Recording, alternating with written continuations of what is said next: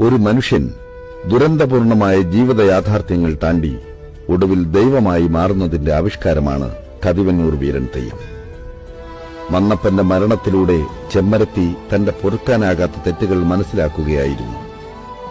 ദുർവാശിക്കാരിയും കോപക്കാരിയുമായ ചെമ്മരത്തിയെ മന്നപ്പൻ അതിരറ്റ് സ്നേഹിച്ചു. കുറ്റബോധത്തിൽ നീറിപ്പുകഞ്ഞ് ഉടന്തടി ചാടിയ ചെമ്മരത്തിയെ മന്നപ്പൻ മരണത്തിലും മരണാനന്തര ജീവിതത്തിലും കൂടെ കൂട്ടി.